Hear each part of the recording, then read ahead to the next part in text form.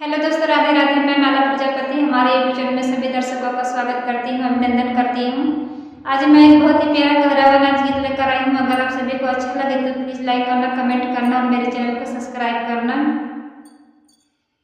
दारनी बिया के पेड़वा लगा के गई नैना,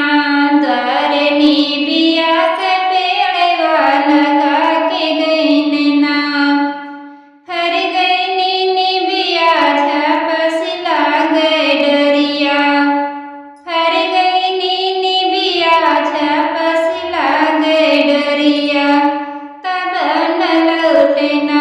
पैसा लोभी हमरे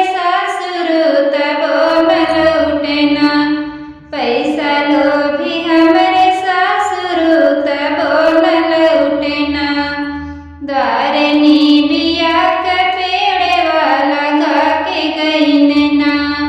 दारनी बिया के पेड़वा लगा के गई नैना, हर गई नीनी बिया झपस लागे डरिया,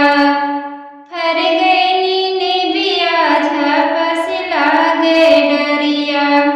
तब न लौटे ना पैसा लोभी हमरे भासुरु तबो न लौटे ना, पैसा लोभी हमरे भासुरु तबो न लौटे ना, दारनी बिया के पेड़वा लगा के गई नैना, दारनी बिया के पेड़वा लगा के गई नैना, हर गई नीनी बिया झपस लागे डरिया, हर गई नीनी बिया झपस लागे डरिया, तब न लौटे ना पैसा लोभी हमरे देवरू तबो न लौटे ना, पैसा लोभी हमरे देवरू तबो न लौटे ना, दारनी